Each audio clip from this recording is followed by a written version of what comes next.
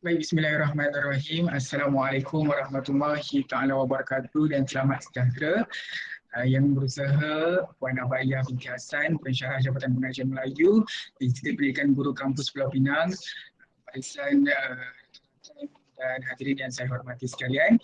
Jadi bersyukur kita kehadrat ilahi kerana dengan limpah dan kurnianya kita dapat bersama-sama berkumpul pada petang yang sangat bahagia ini untuk sama-sama kita mendengarkan sedikit perkongsian lebih kepada bual bicara dan juga temu bual bagaimana perkembangan lagu rakyat di Malaysia.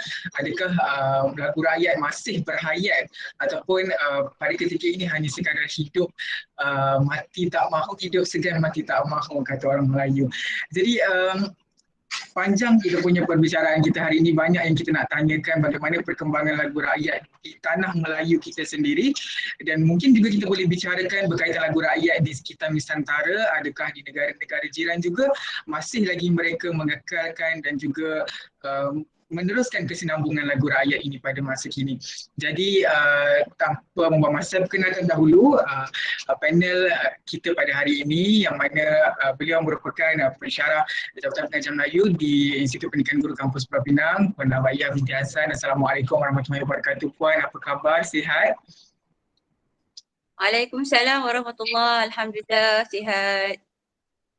Baik Puan, kami sangat berbesar hati sebenarnya atas kesediaan Puan untuk sama-sama dengan kami. Semua adalah pelajar dari kumpulan elektif terbuka Bahasa Melayu Lestari BMLB 3013 Puan, yang mana pada semester ini banyak perkara yang berkaitan dengan bahasa Melayu, terutamanya berkaitan program-program kebahasaan, dan tumpuan pada hari ini temu bual kita adalah untuk membicarakan lagu rakyat, yang mana ia juga adalah sebahagian satu tuntutan kepada tugasan yang telah pun diberikan kepada kami sebagai pelajar bagi kursus elektif terbuka ini. Jadi kita dah kenal maka dah cinta lah kan. Jadi kita mungkin akan teruskan lagi mendengar perkongsian daripada Puan, dan saya suka untuk membuka soalan kita pada hari ini dengan beberapa soalan yang agak umum tentang bagaimana lagu rakyat itu sendiri. Jadi pada pandangan Puan sendirilah, bagaimana Puan menafsirkan lagu rakyat berdasarkan pemahaman dan pandangan Puan untuk yang berada di Malaysia dan juga Nusantara pada ketika ini, Puan? Baik, terima kasih.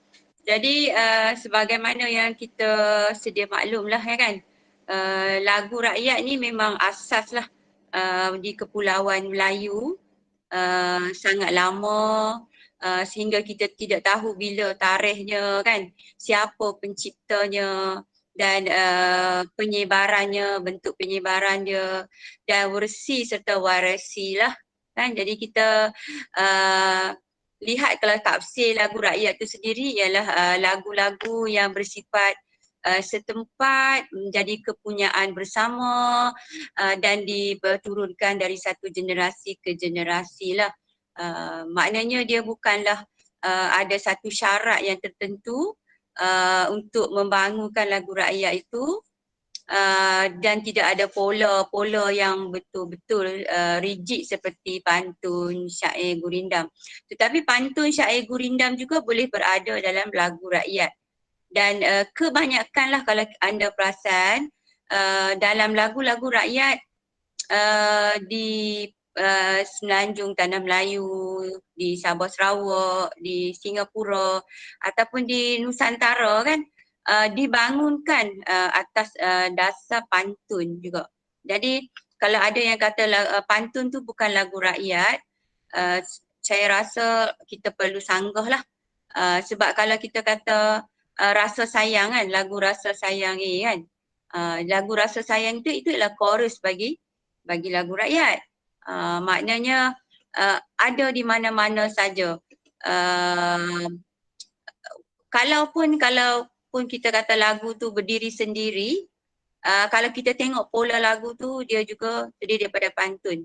Kalau anda tengok lagu Lancang Kuning kan, yang dinyanyikan oleh Jamal Abdullah kan, Lancang Kuning tu dia polanya adalah pola pantun, ada pembayang dan juga ada maksud.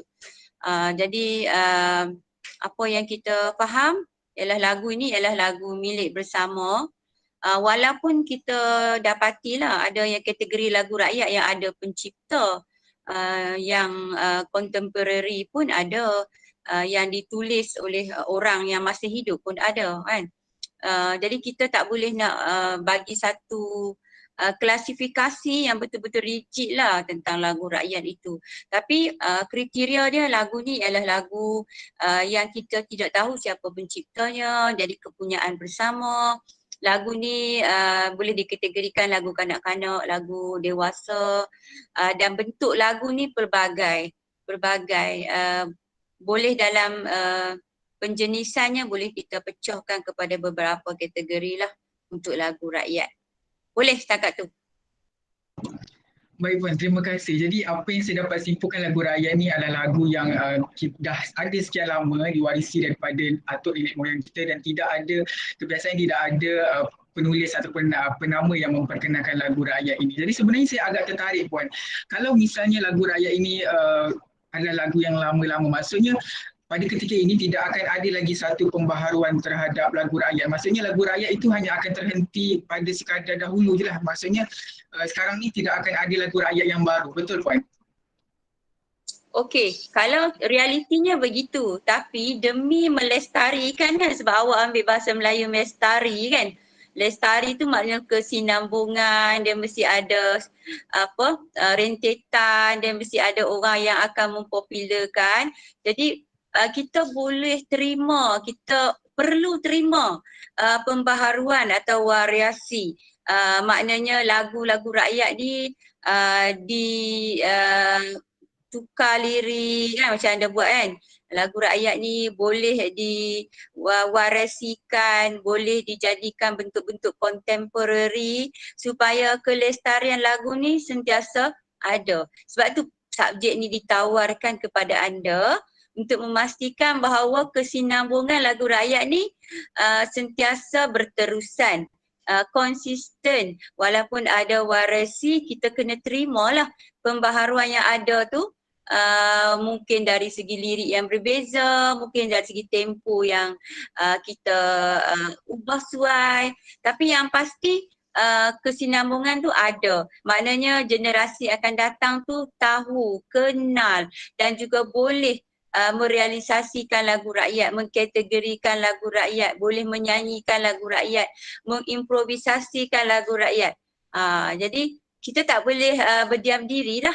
Sebab itulah kita tawarkan paper ni kepada anda kan, supaya anda pergi ke sekolah nanti, anda membentuk generasi yang akan datang supaya mereka ni jadi pencinta, sama ada dalam seni bahasa, sama ada dalam didik hibur kan. Kalau anda mungkin guru matematik, tapi anda buat elektif terbuka bahasa Melayu lestari kan, tak semestinya dalam bahasa Melayu saja. Kalau kita mengajar sains kan, kita nyanyi lagu Tanya Sama Pokok kan, itu berkaitan dengan bagaimana kehidupan flora, fauna dan sebagainya dalam ekosistem kan. Tanya siapa pokok, apa sebab goyang, nanti jawab pokok, angin yang goncang. Tanya sama angin apa sebab hujan, nanti jawab angin, tanyalah awan kan. Awan nanti kata aku kandung air, sampai tempat sejuk aku pun cair. Lihat dalam air nampak bayang-bayang, campak satu batu bayang pun hilang kan. Maknanya lagu-lagu macam tu kita boleh relatekan dengan subjek yang kita mengajar. Kalaupun anda mengajar matematik, kita boleh mengajarlah untuk darjah 1, 2, 3 tahap 1 tentang lagu 10 Budak Hitam kan. Bagaimana sistem tambah tolak darat bahagi tu, operasi tambah tolak tu berlaku. Pengurangan kan 10 budak hitam, kemudian 1 jatuh longkang, patah kaki tinggal lagi 9. Pengurangan kan, nombor menaik menurun. So kita kena cari satu modus operandi untuk memastikanlah lagu rakyat ni dikekalkan, dilestarikan dalam apa jua subjek lah. Kita tak maulah fokus pada bahasa Melayu saja. Kalau tidak kita buntulah di situ kan. Kalau kita pergi ke matematik, ke sains, ke sejarah, cari je apa lagu-lagu sama ada dalam agama, dalam akademik biasa, dalam bidang sasiah, moral dan sebagainya. Bolehlah, sebab itu kita tawar paper ni kat anda, betul tak? Okey. Itu. Betul Puan. Jadi macam yang Puan kata tadi itulah kita kena bergerak untuk kehadapan dan juga menerima improvisasi dan juga reformasi yang mungkin ada pada lagu rakyat itu sendiri. Jadi kalau kita melihat pada trend semasa dan apa yang berlaku di Malaysia pada ketika ini, industri muzik adalah industri yang memainkan peranan besar dalam nak memastikan lagu rakyat ini terus menjadi relevan pada masa-masa yang mendatang. Jadi pada ketika ini, setakat inilah adakah lagu rakyat itu masih relevan dan berbalik kepada tajuk kita, adakah masih berhayat lagu rakyat itu pada masa kini? Puan. Okey. Kita katalah kita yang mencorakkan. Kalau kita membiarkan benda tu berlalu, dia akan statik, dia akan beku, dia tidak akan berkembang. Tapi kalau kita ambil inisiatif, inisiatif yang pertama ni kita tawarkan paper ni kepada pelajar. Pelajar akan balik ke sekolah, pelajar akan kembangkan lagi kepada generasi akan datang. Mungkin ada inisiatif lain yang lebih besar. Contohnya pihak-pihak badan-badan tertentu seperti Dewan Bahasa dan Pustaka boleh memainkan peranan kan. Mungkin daripada duk mengadakan pertandingan deklamasi puisi tu, boleh juga deklamasi lagu ataupun nyanyian lagu rakyat yang diimprovisasikan. Pertandingan menulis lagu rakyat, menyanyikan lagu rakyat. Mungkin badan-badan seperti Kementerian Pendidikan, kalau kita perasan kan dalam buku-buku teks, sama ada sekolah rendah atau sekolah menengah, memang diselitkan unsur didik hibur. Didik hibur tu elemennya antaranya lagu-lagu lah. Lagu-lagu rakyat antaranya dalam bentuk-bentuk syair, gurindam, pantun, seloka, nazam dan sebagainya kan diselitkan dalam buku teks. Bila ada dalam buku teks tu biasanya guru wajib mengajar lah kan berpandukan buku teks dan juga bahan sampingan. Jadi pihak-pihak macam ni kalau sentiasa cakna, sentiasa memainkan peranan dalam bentuk-bentuk yang mudah pun boleh kan.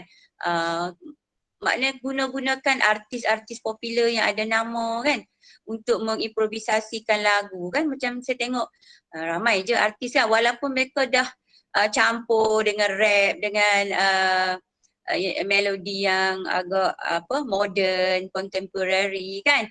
Tapi benda tu sentiasa ada. Ada itu memastikan dia tidak terkubur lah. Bila tidak terkubur tu kita berani jamilah untuk satu generasi, dua generasi tu dia masih lagi berada di persada lah pada saya lah. Tapi kita tak boleh berdiam diri lah. Kita kena main peranan. Jadi dalam bentuk bagaimana tu sekurang-kurangnya ada sumbangan kita untuk melestarikan lagu rakyat. Boleh gitu. Boleh Puan. Sangat jelas. Jadi berbalik kepada melestarikan lagu rakyat lah, tidak kira walau apa jua caranya sekalipun. Jadi dalam kita nak membicarakan tentang peranan untuk melestarikan lagu rakyat itu sendiri, adakah tanggungjawab dan peranan itu hanyalah untuk rakyat di negara kita Malaysia ataupun sebenarnya lagu rakyat ini juga perlu dimainkan peranan oleh seluruh warga Nusantara sama ada di Brunei, Indonesia ataupun Singapura, atau sebenarnya masing-masing perlu untuk mengekalkan lagu rakyat masing-masing. Bagaimana pendapat Puan tentang perkara tersebut? Okey, baik. Kalau kita lihat dekat Malaysia, kat negara kita kan, ada pengkategorian lagu-lagu rakyat untuk di utara kategorinya. Kalau lagu rakyat di Kelantan, kita biasanya ikut degree, ikut dialek kan. Ikut dialek. Kalau kita tengok di contohlah di Indonesia ya, mereka lebih spesifik. Kalau kita mungkin ada 14 negeri, 13 negeri kat Malaysia kan. Ada negeri-negeri yang tak ada lagu rakyat pun, contoh macam Kuala Lumpur, dia tak tahu lagu rakyat dia apa dah. Tapi di Indonesia saya nampak perkembangan dia lebih sihat. Mereka boleh kategorikan ikut daerahnya kecil-kecil. Kecil-kecil.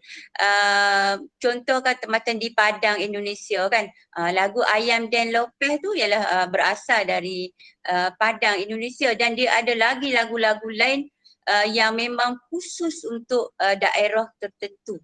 Maknanya pengkategorian dia tu lebih, orang kata lebih spesifik, dan kalau kita lihat budaya, dari segi budaya di Nusantara ni Indonesia memang sangat menjaga budaya mereka. Budaya ni jadi harta intelek bagi Indonesia yang mereka bangunkan dengan jayanya. Okay? Dan jangan kita ni di Malaysia pun kita banyak ambil lagu-lagu Indonesia dan jadikan lagu rakyat. Kita nyanyikan lagu rakyat tu tapi sebenarnya memang jelas lagu itu berasal dari negara jiran. Tapi sebab kita kelompokkan lagu rakyat ni ikut Nusantara, maka kita anggap benda tu sepunya lah sebab dia milik bersama. Penyanyi kat Malaysia pun menyanyikan lagu Lancang Kuning kan. Sebenarnya Lancang Kuning ni adalah lagu di sebuah daerah di Indonesia. Tapi bila dinyanyikan oleh Jamal Abdillah, kita dah anggap benda tu hak kita, milik bersama. Dia hanyalah seuntai pantun, pantun dah dinyanyikan, dimelodikan dan kita dengar memang sedap lah.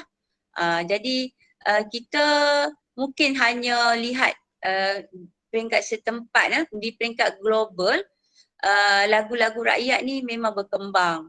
Memang berkembang lah. Kalau kita pergi kepulauan seperti Riau dan sebagainya, memang jaga lagu-lagu rakyat mereka akan catat di bangunan, di dinding bangunan. Kita akan nampak ada je lagu-lagu rakyat didokumentasikan dalam bentuk artifak, dalam bentuk arca dan sebagainya. Jadi saya nampak ada je perkembangan ni sihat. Cuma kadang-kadang benda ni tertakluk kepada siapa yang meneraju sesebuah tempat itu, sebuah negara itu, negeri itu. Kalau kata peneraju tu tak berfokuskan kepada kebudayaan sebagai satu wahana untuk berbentuk bangsa, saya rasa benda tu boleh mati macam tu lah. Jadi kalau kita sedar benda tu, kita bersama-sama bertanggungjawab kan untuk melestarikannya supaya dia jadi satu peradaban bangsa kita. Saya rasa tak ada sebab benda tu akan mati dan juga berkubur tanpa nisan. Okey? Baik Puan, maksudnya sebagai sebuah negara Nusantara, kita sepunya untuk memiliki lagu rakyat ni, jadi tidak perlu pun bertekak untuk berebut siapakah milik lagu rakyat tersebut, tetapi sebaliknya menjadikan ia satu tanggungjawab kepada kita secara bersama. Jadi Puan, bila mana kita berbicara tentang nak melestarikan lagu rakyat itu sendiri, pastinya akan ada cabaran-cabaran yang dihadapi untuk kita memperluaskan lagu rakyat itu. Jadi pada ketika ini, apakah antara cabaran yang menjadi satu halangan utama dalam kita nak memperluaskan lagu rakyat di Malaysia pada ketika ini, Puan? Okey. Cabaran yang pertama tu saya rasa ialah sikap. Okey, sikap kita sendiri yang sangat senang menerima budaya luar sehingga kita melupakan budaya sendiri. Okey? Kalau sikap tu kita boleh tanam. Okay, sebagai anda sebagai bakal guru kan, anda bakal guru, kemudian anda melestarikan dalam kalangan murid-murid, ataupun anda di peringkat warga sekolah kan, anda boleh jadi pencetus. Macam sekolah kita ada pertandingan-pertandingan, kita ada bulan bahasa, kita ada karnival tertentu kan. Sebagai anda golongan muda, anda boleh jadi pencetus untuk bidang ini berada di persada. Okay? Ataupun tak semestinya kita bawa benda ni ke peringkat kebangsaan, peringkat antarabangsa kan. Selagi benda tu berada dalam masyarakat kita dan kita cakna benda tu, kita sentiasa, anda akan bekerja 36 tahun lagi kan. Belum bekerja lagi, bakal bekerja. Okey, 36 tahun lagi. Sekurang-kurangnya ada sumbangan. Ada sumbangan sebagai guru kan. Benda tu kita tak semestinya nak jadikan dia go hebat ke peringkat global dan lokal. Tapi dia pastikan ada dalam masyarakat kita. Sekurang-kurangnya anda ada kata 40 orang murid. 40 orang murid tahu lagu Bapa Kumpulan Dari Kota kan. Pernah dengar kan Bapa Kumpulan Dari Kota ni, sebenarnya lagu ni semasa saya kecil saya ada je satu. Saya dah janji kat sekolah berapa kumpulan dari kota kan, kereta kecil warna merah semua tu kita dah buat. Sampai sekarang bila saya tanya pelajar saya yang ambil BM Lestari, awak pernah dengar lagu berapa kumpulan dari kota? Pernah tak? Pernah buat? Pernah nyanyi tak? Pernah buat? Maknanya kalau kata ikut usia saya separuh abad kan, maknanya lagu tu berada. Cuma kita tak perbanyakkan lah. Mungkin ada lagu-lagu yang tak pernah kita dengar kan. Tapi saya rasa dia sentiasa ada dalam masyarakat. Okay? Kalau kata saya pun tak tahu lagu berapa kumpulan dari kota tu berapa lama dah berada dalam industri muzik kan. Jadi kita kata benda tu ada. Kita tak akan kata benda tu padam, luput, hilang. Jadi cabaran dia kalau kata sikap pemerintah, pentadbir tu nak jadikan benda tu satu budaya yang besar, kita tepuk tangan lah, kita seronok lah. Tapi kalau kata dia hanyalah sampingan, sampiran, dia hanya akan dilagukan di kawasan kampung-kampung, kita terima hakikat lah benda tu ada. Dan kita berusaha untuk memastikan dia ada. Okay? Dan anda sebagai bakal guru, itu satu orang kata apa? Satu situasi yang anda boleh aplikasikan, yang boleh anda laksanakan, yang boleh anda jadikan satu, kurang-kurangnya ada persembahan di sekolah kan. Di sekolah ada hari anugerah kecemerlangan kan, murid kan. Why not? Dalam tu ada satu persembahan lagu rakyat. Tapi saya rasa ada. Sebab bila saya pergi ke sekolah anak saya dululah, pergi sekolah kan, tengok anak ambil terima hadiah dan sebagainya. Setiap kali persembahan ada je, selit je lagu rakyat. Sama ada di lagu rakyat yang dalam bentuk tarian, lagu rakyat yang dalam bentuk apa nama, sketsa dan sebagainya. Ada. Jadi tepuk dada tanya selera kan. Cuma kita boleh gembelingkan benda tu secara bersama-sama dalam persatuan, dalam kesatuan kan, NGO dan sebagainya. Boleh je. Sebenarnya benda tu anda bergerak, dia akan terus hidup lah. Cabaran lain saya mungkinlah sebabkan budaya luar pesat masuk ke dalam negara kita, kita terikut-ikut dengan budaya dari barat dan timur kan. Tak kira lah timur tu macam Korea dan sebagainya tu budaya luar juga kan.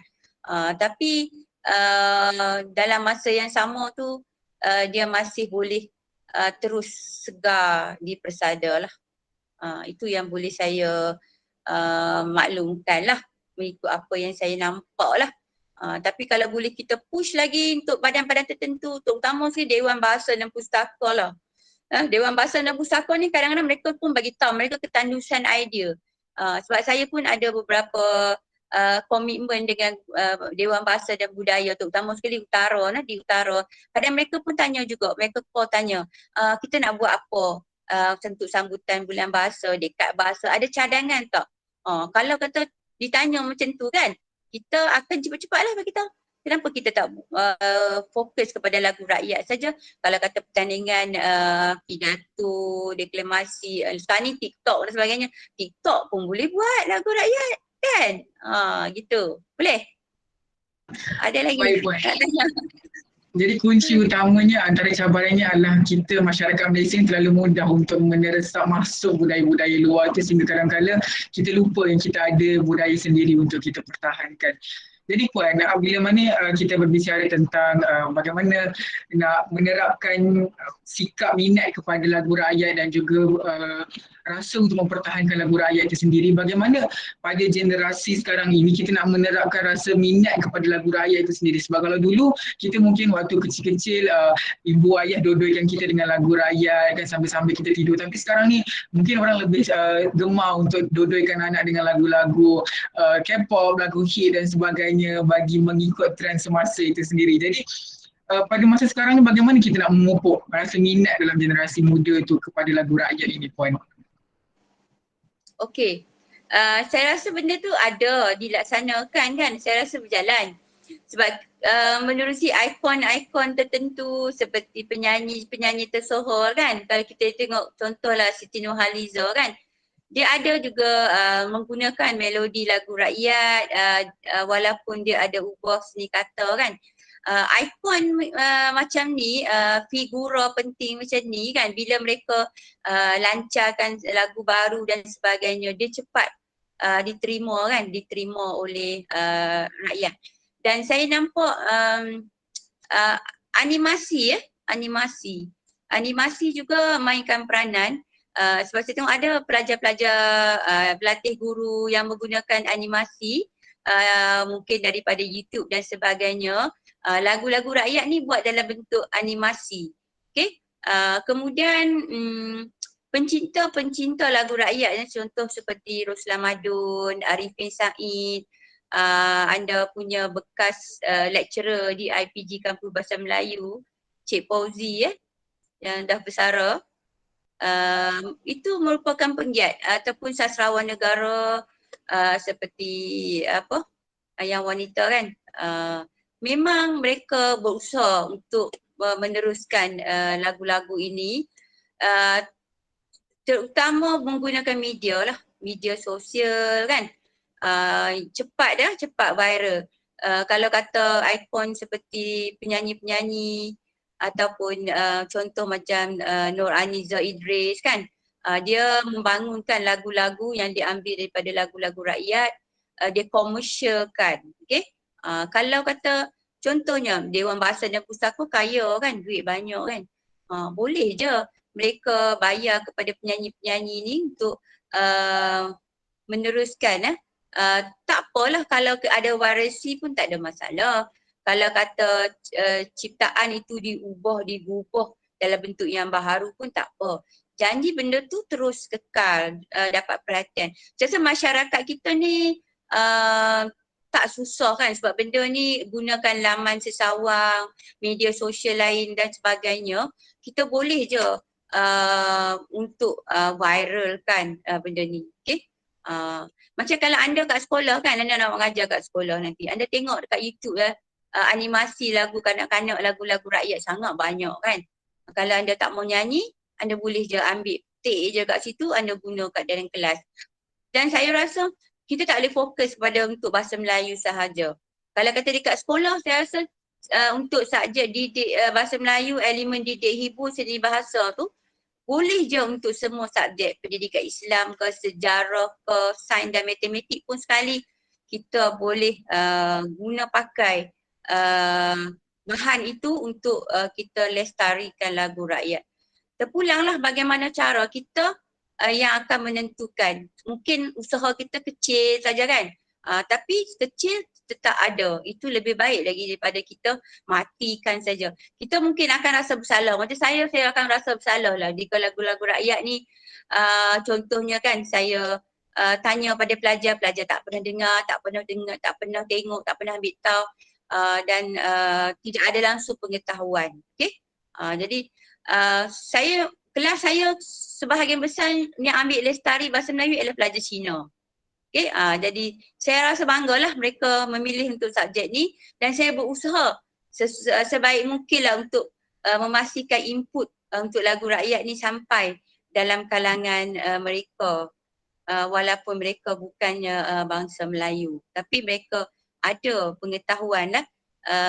Kalau mungkin masyarakat tak mau terima lagu-lagu rakyat kan, tapi kita golongan pendidik ni teruslah untuk mempertahankan lagu-lagu rakyat ini.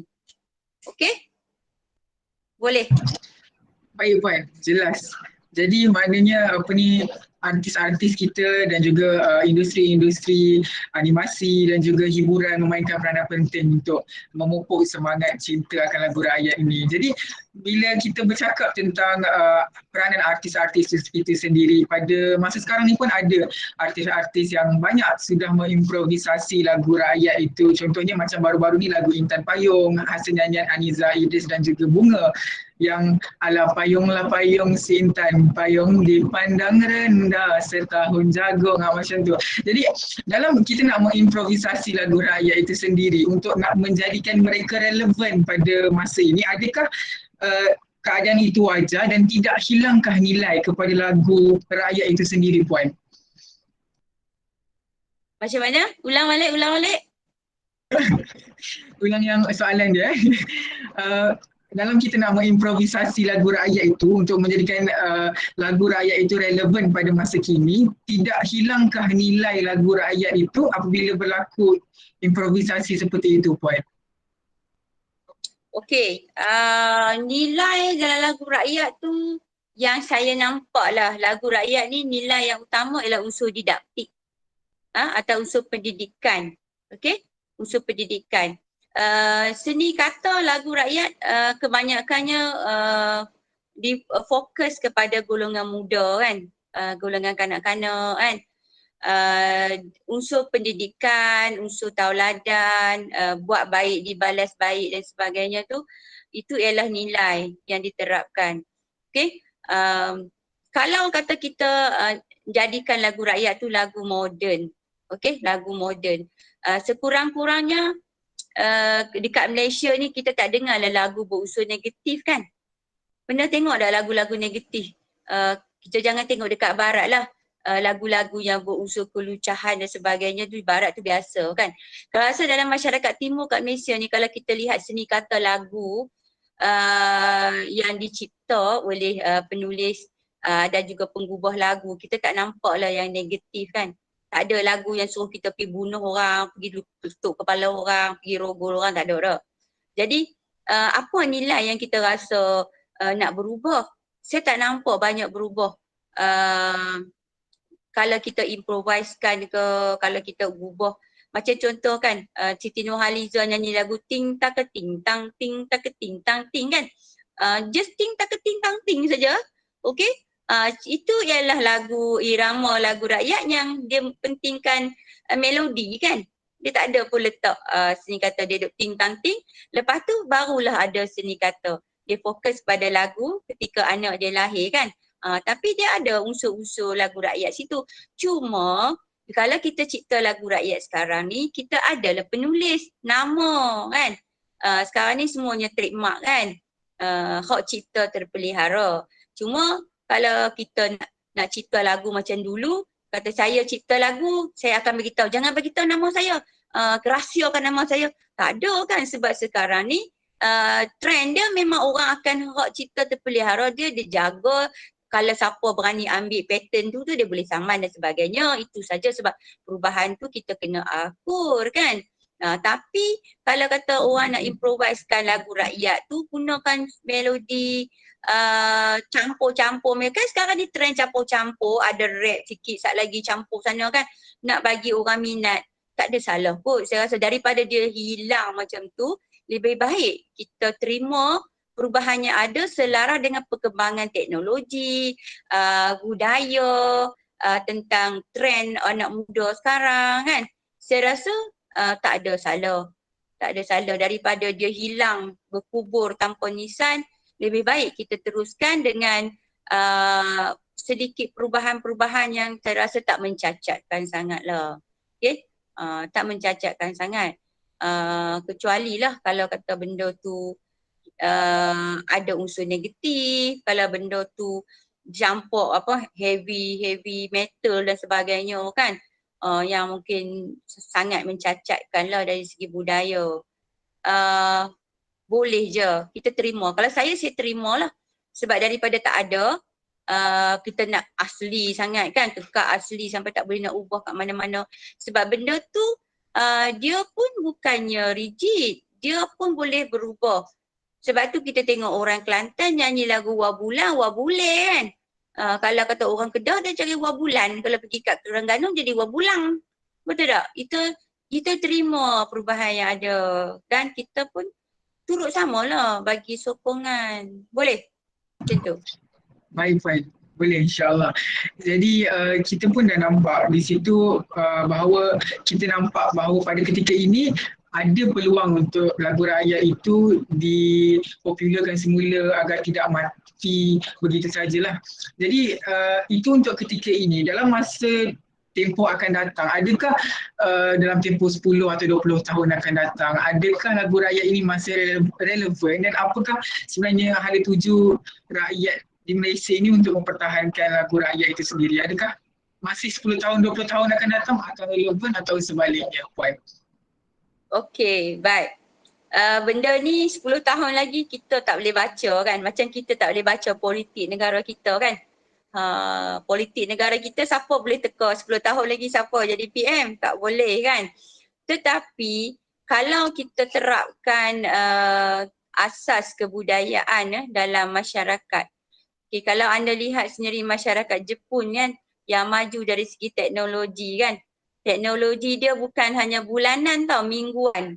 Kalau kita beli satu alat telekomunikasi di Jepun, dalam masa minggu ni, minggu depan harga dah jatuh. Sebab harga tu disebabkan ada yang baharu, teknologi yang baharu. Tetapi semaju-maju negara Jepun, mereka tak pernah pinggirkan kebudayaan. Mereka sentiasa menjaga kebudayaan mereka seimbang antara perkembangan teknologi dengan perkembangan kebudayaan. Okey? Walaupun mereka maju, tapi mereka sentiasa menjaga adab bersam, mereka menjaga aspek kulineri, mereka menjaga busana kan. Zaman sekarang orang Jepun masih lagi pakai kimono kan. Walaupun kimono tu dah beribu-ribu tahun diperkenalkan. Jadi kalau budaya masyarakat kita ni boleh setanding ataupun seiring dengan masyarakat Jepun, saya rasa 10 tahun lagi okey kot, boleh lagi kan. Cuma kita tak tahu bagaimana acuan yang akan ada tu, sebab kuih dan acuan sama. Okey, kalau kata kita masyarakat ni, katakan anda sebagai guru, ada hampir 500,000 lebih guru kat Malaysia kan. Kalau semua mempertahankan kebudayaan, saya rasa tak ada sebab kita akan jatuh. Kalau kita nak jatuh, kita nak jadi siapa? Identiti kita macam mana? Kalau anda bayangkan 10 tahun lagi tak ada dah lagu rakyat. So anda boleh imagine, bayangkan bagaimana identiti masyarakat Malaysia. Masyarakat yang macam mana? Masyarakat barbarian ke? Tak kan? Cuma di tangan anda, di tangan anda lah. Macam saya ni dah hampir menamatkan perkhidmatan kan, dah tinggal beberapa tahun lagi. Saya boleh mengajar dan saya boleh gunakan NGO dan sebagainya. Komitmen saya dalam persatuan kesatuan tu saya guna sepenuhnya lah untuk membangunkan kebudayaan masyarakat Malaysia seiring dengan perkembangan agama Islam. Kebudaya juga kita kilik, agama kita junjung. Boleh gitu? Boleh Puan, insyaAllah budaya kita junjung. Jadi Puan, kita mula perlahan-lahan masuk lagu rakyat ini dan cuba untuk kita lihat dari perspektif pendidikan itu sendiri. Dari perspektif Puan sendiri, bagaimana Puan melihat ada potensi untuk menyumbang lagu rakyat ini untuk dipromosikan kepada para pelajar sebagai seorang pensyarah Puan? Okey, baik. Saya kebetulan lah mungkin dalam 6 atau 7 tahun saya mengajar Bahasa Melayu Lestari. Dan saya memang di peringkat PPISMP saya dah promote. Saya dah iklankan untuk pelajar. Tak kira lah saya mengajar kelas TESOL ke, kelas Maths ke, kelas pengajian Tamil pun saya promote. Saya kata nanti elektif terbuka nanti silalah pilih Bahasa Melayu Lestari untuk mencukupkan kredit hours anda. Jadi untuk tahun ini kami Penang ada 3 kelas, okey. Dan biasanya kita akan buat promosi kan untuk perkenalkan subjek itu supaya pelajar kita berminat untuk masuk kan. Jadi kalau pelajarnya pelajar muzik ya, kalau saya terima pelajar muzik, saya memang galakkan mereka cipta sendiri lagu dan juga seni kata. Okey? Dan lagu tu kita kalau kita dapat lagu-lagu tu memang kita akan simpan dan kita akan guna pakai untuk apa-apa persembahan. Sebab pelajar muzik ni mereka tak ada masalah kan, mereka nak cipta lagu, nak buat lagu dan mereka boleh jaga kualitinya. Jadi kita selain daripada kita kumpul bahan tu, kita juga guna untuk apa-apa pertandingan persembahan. Bila ada contoh macam kita break 5 minit pun semua kita guna pakai. Okay, jadi saya walaupun untuk lagu tu hanya 20 markah kan, 20 markah, 10 markah je pun. Okay, tapi saya memang tekankan pelajar untuk buat sebaik bangkit. Sebab saya kata saya akan pilih lagu-lagu yang memang ada kualiti dan boleh kita ketengahkan. Dan usaha saya tahun ni ialah untuk memaksa Dewan Bahasa dan Pustaka buat pertandingan lagu rakyat di peringkat utara lah untuk tahun 2020-22. InsyaAllah. Okay. Baik Puan, hebatnya pensyarah maka hebat jugalah bakal guru yang dilahirkan insyaAllah. Jadi sebagai bakal guru dan mungkin guru bahasa Melayu satu hari nanti atau apa saja guru yang berada di sekolah, apakah antara langkah yang paling efektif dan juga yang dekat dengan jiwa murid-murid ni supaya kita dapat secara tidak langsung mempromosikan lagu rakyat ini dalam kelas atau mungkin juga di sekolah, Puan? Okey. Kalaulah saya biasa saya mengajar kesusahaan Melayu, drama, teater, saya mengajar kan. Saya selalu minta pelajar saya ni kumpul. Okey, saya minta mereka kumpul. Contoh-contoh ada koleksi lagu kanak-kanak, lagu rakyat, ada koleksi teater, drama dan sebagainya. Saya selalu bayangkanlah kepada pelajar, anda mungkin posting ke satu lokasi di Nabawan, Sabah. Okey, di situ tidak ada 01 apa pun. Kalau kita telefon guna public phone, kita tunggu 3 minit baru dengar suara orang. So, anda nak mengajar macam mana? Saya pernah sampai sekolah-sekolah yang macam tu. Mereka ada kemudahan LCD semua ada. Ada guna. Jadi cikgu, kalau sekolah tu tak ada LCD, anda ada laptop. Betul. Anda boleh bawa laptop tu, boleh guna di mana-mana lokasi kat dunia ni, laptop anda beroperasi. Okey, saya kata anda perlu ada koleksi. Sekurang-kurangnya anda relief kelas.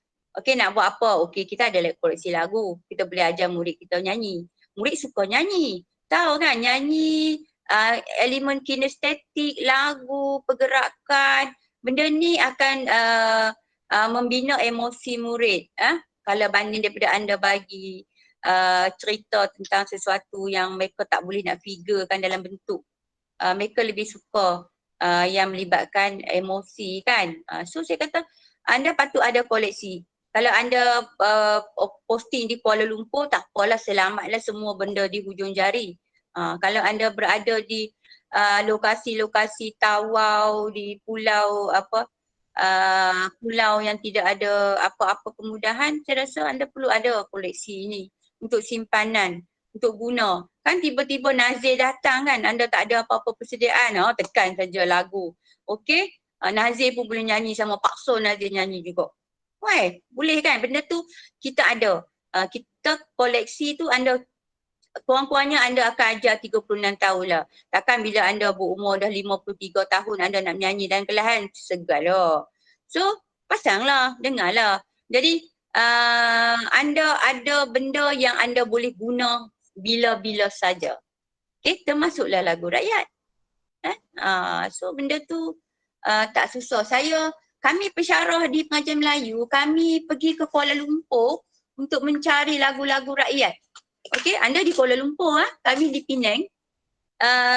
Kami pergi ke Kuala Lumpur, di Perpustakaan Negara, kami dapat percuma saja CD-CD lagu. CD-CD lagu kanak-kanak, puisi kanak-kanak, lagu kanak-kanak, lagu kreatif. Ini kami dapat percuma di Perpustakaan Negara Kuala Lumpur. Okay? So saya rasa benda-benda macam ni kalau anda posting, anda bawa kan. Ada koleksi, bukan berat letak dalam beg kan, naik perahu, turun perahu, pergi sampai ke pulau mana-mana pun. So benda tu kita sentiasa ada, walaupun tak banyak tapi cakna. Boleh? Itu. Baik Puan, jelas. Jadi sebagai seorang bakal guru, bersedialah kita dengan berbagai koleksi untuk dibawa ke mana sahaja walau kita dihantarkan. Tidak kira lah walau di pedalaman 3 sekalipun. Jadi kita telah bercerita panjang lebar daripada seluas-luas lagu rakyat ini, daripada tafsiran, dan kita melihat dari sudut pandang dari negara Nusantara ini sehinggalah kita masuk kepada dunia kita, iaitu dunia pendidikan, bagaimana peranan sebagai seorang guru bahasa Melayu dan juga bagaimana peranan kita sebagai rakyat Malaysia sendiri. Jadi saya kira soalan bagi kami wakil kumpulan telah pun lengkap. Jadi mungkin ada beberapa soalan daripada pendengar-pendengar kita yang mungkin nak bertanyakan soalan kepada Puan Abaya. Dipersilakan. Ada?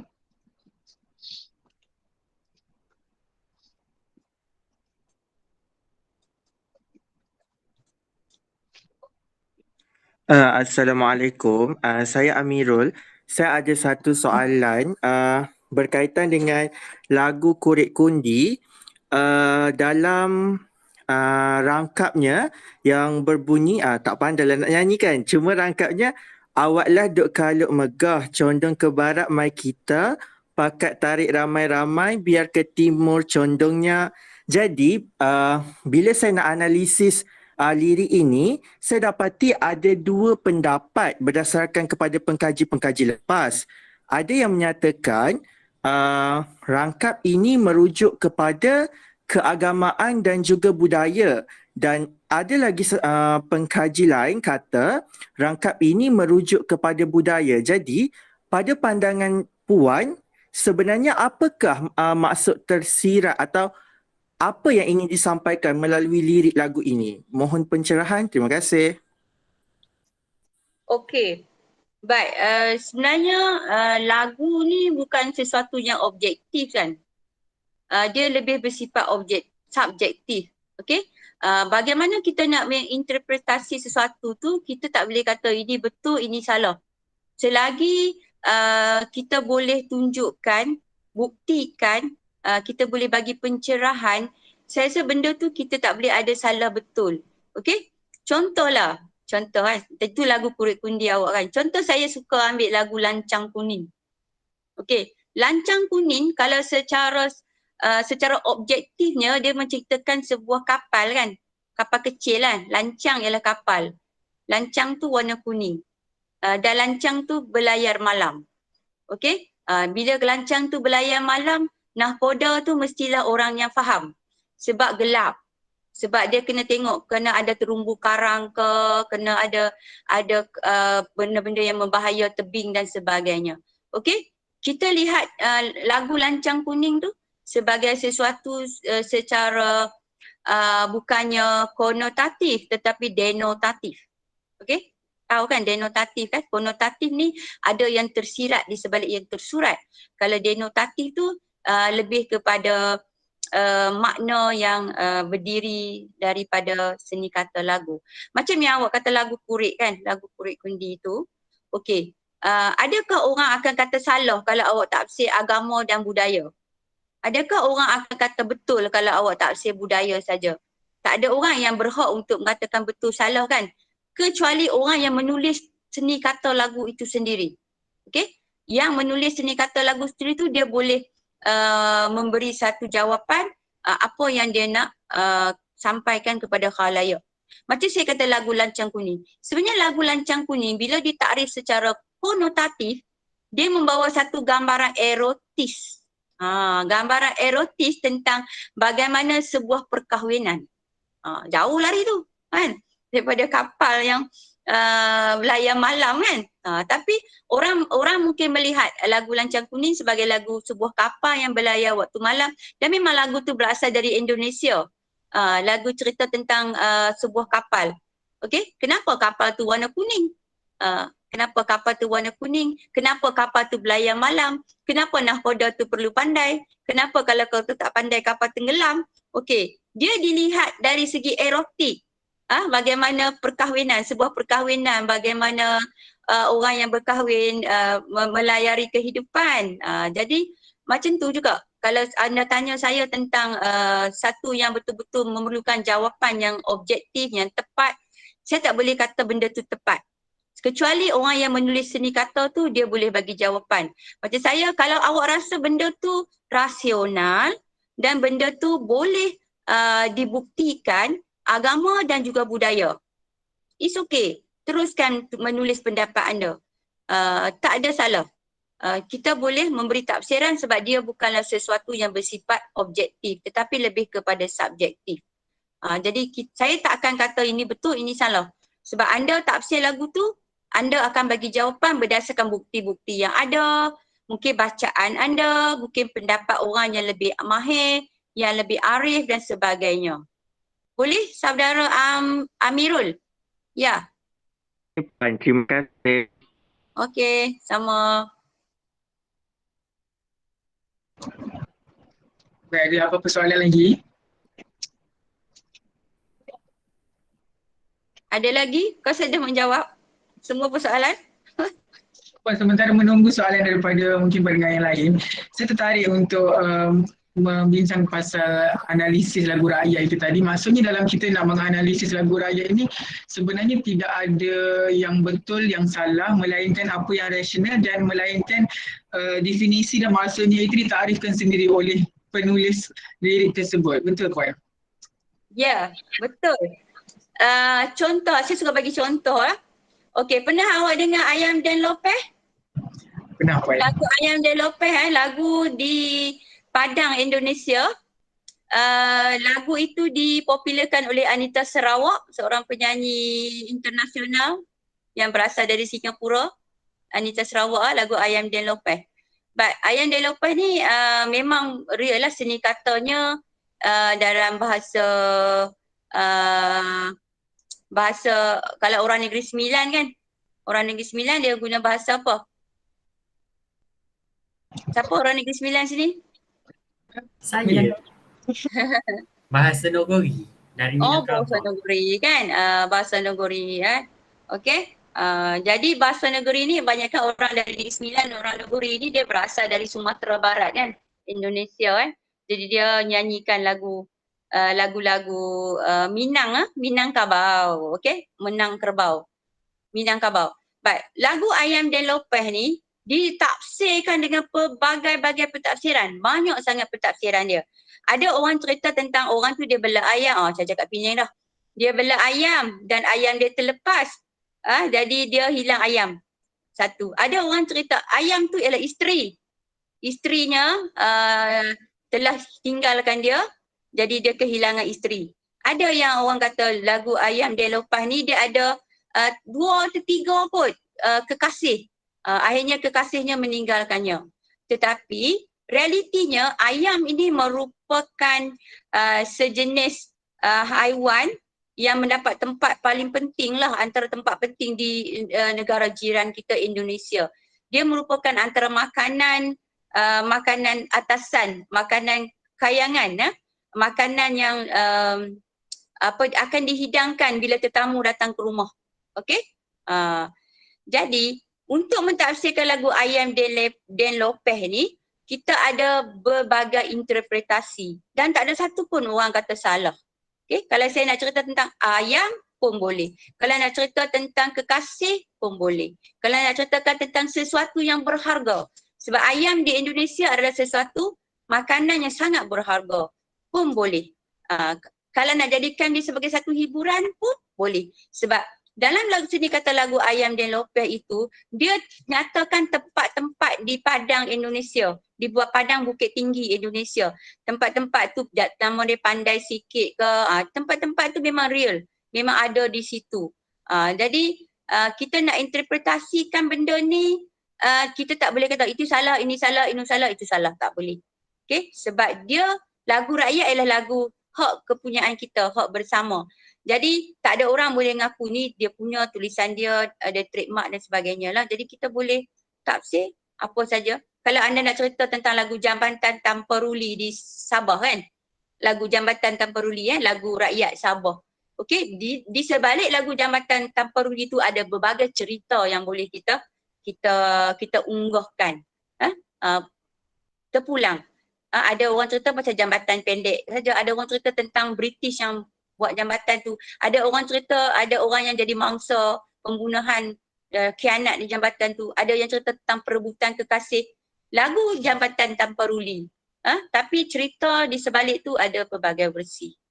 Okay? Macam tu juga dengan lagu-lagu lain pun sama juga kan, macam lagu Ulik Mayang kan, ada je versi-versi yang berbeza. Okey, panjang lebar saya jawab. Baik Puan, sangat jelas dan juga mantap jawapannya Puan. Jadi ada apa persoalan lagi ke sebelum kita melabuhkan tirai temu bual kita pada petang ini? Baik, kalau tidak ada, saya sebagai wakil ahli kumpulan kursus ini ingin mengucapkan ribuan terima kasih jutaan. Banyak-banyak terima kasih kepada Puan atas kesudian perkongsian yang sangat bermakna dan terlalu banyak input yang telah diperoleh sepanjang membuat ini jalankan. Dan semoga perkongsian yang dapat dikongsikan pada hari ini dapat menjadi panduan dan juga bekalan kita sepanjang menjadi seorang bakal pendidik satu hari nanti, insyaAllah. Jadi dengan lafaz Assalamualaikum warahmatullahi wabarakatuh, saya mengakhiri pertemuan kita pada hari ini. Sebelum itu mungkin kita boleh bergambar dahulu. Para pendengar mungkin boleh buka kamera